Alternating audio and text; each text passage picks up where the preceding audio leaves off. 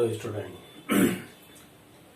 12th class subject mathematics chapter 3 अवयव। ठीक है ना। इसी टॉपिक में हमारी एक्सरसाइज चल रही है 3.2। आज कल मैंने आपको इससे संबंधित कुछ नियम बताई थी, संक्रियाएं बताई थी, जिनमें कि कुछ बच्चों ने कोशिश भी की है क्वेश्चनों को करने की और उन्होंने जवाब भी भेजा है। तो बहुत अच्छा लगा कि कुछ बच्चे एक्टिव हैं। ठीक है ना। तो ये अच्छी बात है कि अब अगर आप एक्टिव हैं और आप पढ़ते हैं तो निश्चित है कि आपको रिप्लाई भी मिला होगा। तो यहाँ मैं अब आपको बता रहा हूँ उनसे ही संबंधित एक दो प्रश्न हैं जिन्हें आप ध्यानपूर्वक देखिएगा। जैसे कि एक क्वेश्चन में आपको एक संख्या दे रखी है एक एग्जाम्पल के अकॉर्डिंग कि b का मान तो है -220 और नीचे की पंक्ति का मान है 314 तथा c का मान दे रखा है आपको 20 -2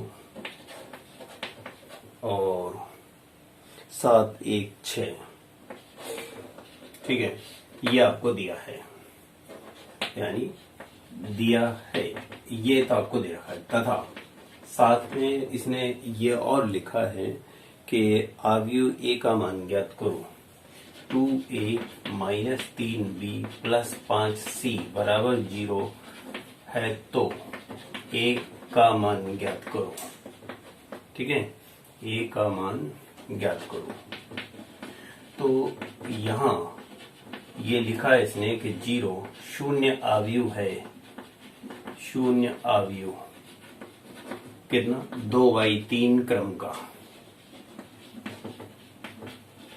अब ये शून्य अवयव का क्या मतलब होता है? इसके सभी अवयव शून्य हैं। ठीक है। अब ये जो अवयव दे रखा है वो किस कोटि का है? 2/3 का।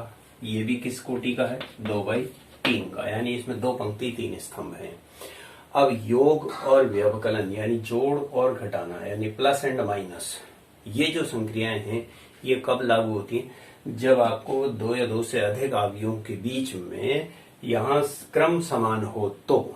ठीक है ना। अब अगर मान लो क्रम समान नहीं होता, ये 3/2 का होता, तो इसमें b में c को जोड़ना या घटाने की प्रक्रिया लागू नहीं करते। ठीक है ना।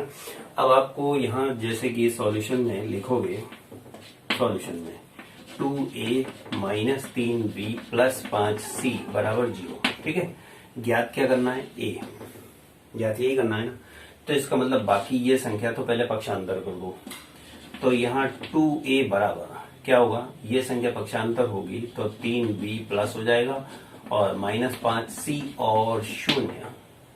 अब ये जो शून्य अवयव है वो भी 2/3 क्रम का है। तो यहाँ क्या करेंगे हम? 3 और इसके बाद b, जैसा कि कल कुछ बच्चों ने किया है तो उनको समझ में आ गया है कि अब आपको कैसे करना है यहाँ पर, है ना। तो यहाँ b के स्थान पर ये मान रखेंगे -2 2 0 3 1 और 4। ठीक है। -5 c के स्थान पर 2 0 -2 7 1 6 और 0 के स्थान पर सभी अवयव 0। ये सभी अवयव 0। ठीक है। ये इस तरह से पक्षांतर हो गया। अब आपको जब a ज्ञात करना है तो 2 का बाद में भाग दे लेना, पहले आप इसको सरल करो। तो ये जो 3 है ना आगे का, ये सब पूरी संख्याओं से गुणा कर देंगे। तो 3 को 6 संख्या से गुणा करेंगे, -6 9 6 3 0 12। ठीक है। अब यहाँ प्लस लगाएंगे तो फिर क्या करेंगे? ये जो -5 है ना, अंदर सबसे गुणा हो जाएगा और बाहर चिन्ह जाएगा प्लस का, क्योंकि माइनस आपने अंदर गुणा कर दिया। तो -10 -35 0 -5 +10 -30 और ये है 0। इस अवयव का वैसे तो कोई अर्थ नहीं है 0 को अब लिखने का। ठीक है। हाँ, ये दोनों जुड़ेंगे और साथ में वो जुड़ेगा, तो उसमें तो सारे अवयव 0 हैं। अब जोड़ कैसे करते हैं? जोड़ मैंने आपको बताया था कि संगत अवयवों का योग करना है। संगत का मतलब जैसे कि प्रथम में ही जुड़ जाएगा। तो -6 -10 +0, गैप देकर 6 0 0, फिर गैप देकर 0 + 10 +0। ठीक है। इस तरह से नीचे की लाइन में 9 -35 और 0, 3 -5 0, 12 -30 और 0। अब लास्ट में यहाँ ये देखो क्या बचा, इनका सरल क्या क्या बचा, तो -16 -35 प्लस 9 26 माइनस में, ठीक है 26 हो गया। अब यहां बचा है 6, यहां बचा है -2 और इधर बचा है 10 और इधर बचा माइनस में 18, ठीक है ये बच गया, ये 2a के बराबर है। अब आपको क्या करना है, इसमें a का मान बताना है, तो 2 का भाग दे दोगे, इसमें 2 का भाग दे दोगे।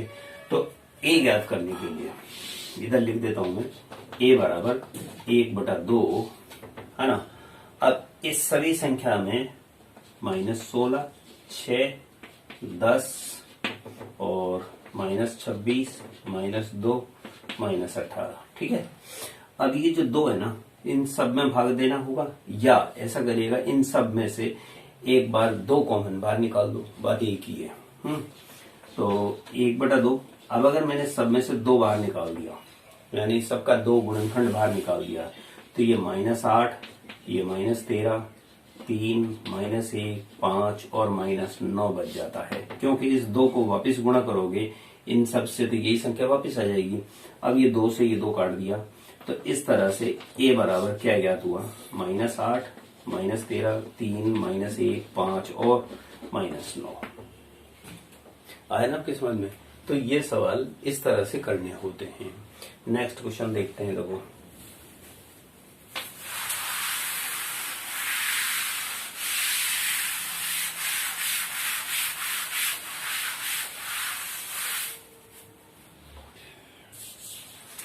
अच्छा, कल कुछ बच्चों ने इसमें ए बी और बी ए का एक एग्जांपल था जो इसको गुणा करके बताया था, वो सही है लगभग, है ना।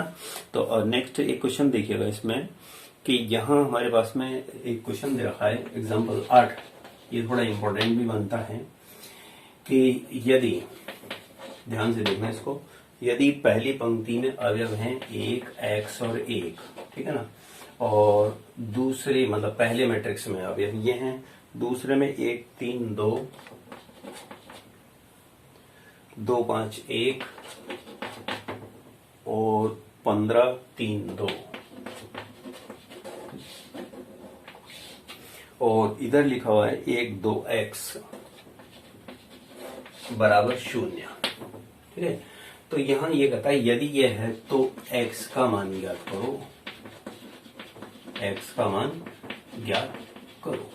अब हम यहाँ इसमें x कैसे ज्ञात करेंगे, 3 मैट्रिक्स गुणा हो गए, ठीक है ना। तो पहले एक काम करते हैं कि हम पहले मैट्रिक्स को दूसरे से गुणा कर लेते हैं, पहले को दूसरे से। तो यहाँ सॉल्यूशन में मैं लिख लेता हूँ, सबसे पहले तो इन्हीं को लिखूंगा एक बार की, 1x1, ठीक है, पूरा लिखूंगा ये,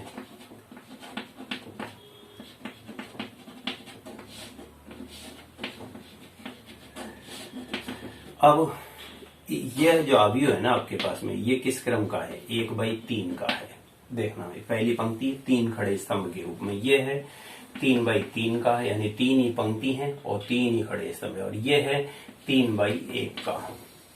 अब प्रथम 2 में गुणा संभव है क्या, हाँ, पहले अवयव की स्तंभ दूसरे की पंक्ति के संख्या के समान है, ये दोनों समान है। तो आप ऐसा करना कि इसको अवयव को इससे गुणा कर लेना। तो गुणा क्या होगा, पहली पंक्ति पहले स्तंभ से गुणा होगी, तो संगत अवयव गुणा हुआ 1 1 से, 1 × 1 प्लस x × 2 और प्लस 1 × 15, क्रमागत, यानी पहला अवयव पहले से, दूसरा दूसरे से, तीसरा तीसरे से, ठीक है। इसी प्रकार ये पंक्ति दूसरे स्तंभ से गुणा होगी, तो 1 × 3, x × 5 और 1 × 3। फिर इसके बाद में ये पंक्ति तीसरे स्तंभ से गुणा होगी, तो 1 × 2, x × 1 और 1 × 2, ठीक है। और इधर है 1 2 x बराबर 0 बराबर 0। यहाँ नीचे देखना, बस यही आएगा ना गुणा। तो अब यहाँ पर गुणनफल अगर यही आता है तो इतना ही आएगा यह। अब इसको सरल करके लिखो, तो वो 1 और 15, ये 15 हो गया, तो 1 प्लस ये x × 2 है, तो 2x और प्लस 15, इसको लिखना 3 5x और 3, इसको लिखना 2x और 2, और इधर लिखेंगे 1 2x बराबर 0। इसको सरल करो थोड़ा, कितना हो गया ये 16 प्लस 2x, ये हो गया 6 प्लस 5x, और ये हो गया 4 प्लस x, है ना, और 1 2x बराबर 0। अब इसमें 3 अवयव है, देखो 1 2 3 अवयव है ये, ठीक है। तो ये 1/3 का प्राप्त होगा। यहाँ देखो बचा कौन सा, 1/3 बचा ना, और ये है 3/1। अब आपको ये स्तंभ और ये पंक्तियां समान हैं, तो पहले के स्तंभ दूसरे की पंक्तियां समान है, तो गुणनफल में आपको 1/1 का एक अवयव प्राप्त होगा, जिसमें कि केवल एक ही अवयव माना जाएगा। 1/1 में एक ही अवयव माना जाता है, तो ये अवयव पहला वाला 1 से गुणा होगा, इस 1 से, तो 1 इंटू 16 प्लस 2x, प्लस लगाओ, फिर दूसरा अवयव 2 से गुणा होगा, तो 2 इंटू 6 प्लस 5x, और प्लस ये संख्या 1 से गुणा हो जाएगी, 4 प्लस x, ठीक है, और बराबर 0। अब ये होगा ना 1/1 का। यहां संपूर्ण गुणनफल का परिणाम क्या आया 16 plus 2x, 16 plus 2x plus 12 plus 10x और 4x प्लस x स्क्वायर बराबर 0, ये ज्ञात हुआ। अब इसको क्रम से जमा लो। अब ये 1/1 का एक ही अवयव है और एक ही अवयव है, तो मैट्रिक्स लगाने की यहाँ हमें आवश्यकता नहीं है। अब हम क्रम से जमाएंगे, तो पहले x स्क्वायर लिख लिया, 4x 10x और 2x, कितने x हो गए 16x, ठीक है। अब बचा कौन 12 और 16 28, ठीक है, और बराबर 0। अब मध्य की संख्या 16 है, और अगली और पिछली का गुणनफल यानी 1 और 28 का गुणा 28 होता है, तो 16 के खंड करो कि 28 आ जाए, 14 इंटू 2, यहाँ 14 प्लस 2 16 होता है, तो मैं इसके गुणनखंड डायरेक्ट लिख देता हूँ, x प्लस 14 और x प्लस 2, इतना आपको आता है ना, तो हाँ तो बोल दे करो, कैसे बोलोगे, तो यहाँ अब आपको x प्लस 14 और x प्लस 2, तो ये 14 प्लस 2 16 हो जाएगा, ठीक है, और 14 दूनी 28 हो जाएगा।